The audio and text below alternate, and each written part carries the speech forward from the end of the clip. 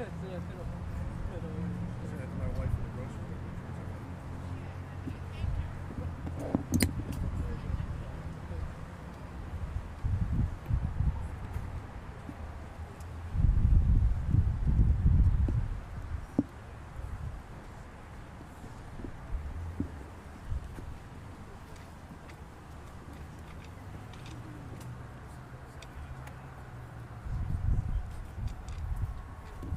Okay, thank you for coming today. My name is Kathy Navarra, C-A-T-H-Y-N-E-V-A-R-A. I'm the Oswego Police Department Public Information Officer. We're going to be giving an update about the incident that occurred today. Police Chief Jason Baston is joined with Village Administrator Dan DeSanto, our Oswego Fire Protection District Chief Josh Flanders, Village President Ryan Kaufman, and Police Sergeant Andrew Mose. Chief Baston will provide a statement, after which we'll take a few questions. I will call on you for the question, and I will attempt to get everybody's questions answered today. Good afternoon. I'm Jason Baston, Chief of the Oswego Police Department, J-A-S-O-N-B-A-S-T-I-N. Good afternoon, and thank you for being here. We understand how difficult and emotional this incident is for everyone involved, to include the families impacted by this tragedy, as well as our community, our officers, and the fire department personnel who responded. At approximately 1:55 p.m., officers responded to reports of a vehicle that had crashed through the front entrance of Portillo's, located at 2810 Route 34. This incident has resulted in multiple injuries and, tragically, one fatality. We can now confirm that a 2-year-old child has died as a result of this crash. On behalf of the police and fire department, we extend our deepest condolences to the family during this devastating time. We ask that their privacy be respected as they grieve this unimaginable loss. In total, 14 people were injured. 8 individuals, including the driver of the vehicle, were transported to area hospitals. 6 others were treated at the scene and released. Our investigation is in its early stages, but preliminary information suggests that this was a tragic accident. However, we are thoroughly reviewing all available evidence, including witness statements and surveillance video, to determine exactly what occurred. There was a large presence of first responders at the scene as we investigated the incident. Support services are being made available, and we are coordinating closely with victim assistance resources. We will continue to share updates as more information becomes available. Thank you. We will now take a few questions. Can you tell us anything about the driver there? I'm sorry. You go ahead, please. Can you tell us about the driver of the vehicle? The driver is 50 years old. She was the lone occupant of the vehicle, and she was transported to an area hospital. Kathy, Yes.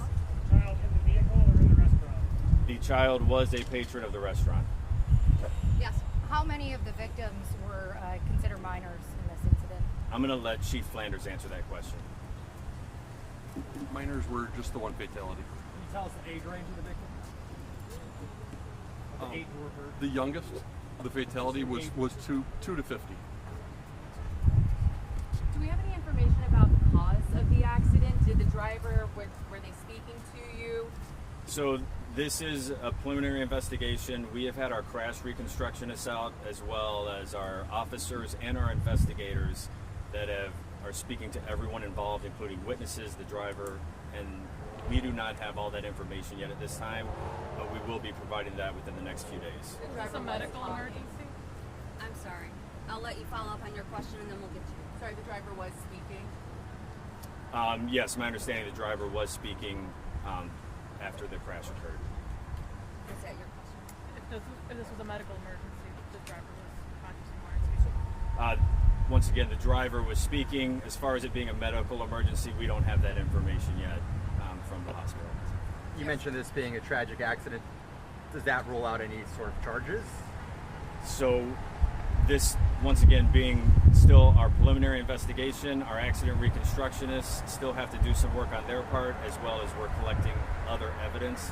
So at this point, it's too early for us to say there will be charges or to rule out charges. The vehicle come off Route 34 in the parking lot. Did I see it? Unfortunately, I don't have that information yet. That is part of our investigation, though, tracking where the vehicle came from prior to arriving here in Portillo's. Yes. Were all of the victims inside sitting at tables? Were any of the victims outside that was struck? What were the status of how this all happened? So the victims were in the restaurant. As far as who was seated and who was standing, I don't have that information yet at this time. That is information we've collected from witness statements. We just don't have all that collated yet. Any idea if this was a case of mistaking the gas pedal for the brake? It's too early in our investigation for me to speak about that. However, that is, of course, something that the driver would be spoken to about. Which hospital were they taken to? 7 of the patients were transported to Rush Copley in Aurora, and 1 patient was transported to Edwards in Naperville. Are there any that have serious or critical injuries at this point? There was 3 others with serious injuries. Okay. That doesn't include the 2-year-old, right? Correct. Can you hear what the scene was like when you guys arrived? I heard that it might have been kind of chaotic and people may have been trying to help. Yes, as you can imagine, it was a chaotic scene when police officers and the fire department personnel, firefighters and EMS arrived. They arrived on scene very quickly and quickly began performing CPR and dealing with the injuries. But yes, it was chaotic. Okay, so I think that's going to be it right now. We will have a statement that we will put together. I'll be sending it out. We will also be putting out our statement on Facebook. Please follow our Facebook, and we'll have all that information, as much information as that we can provide as we finish up this investigation.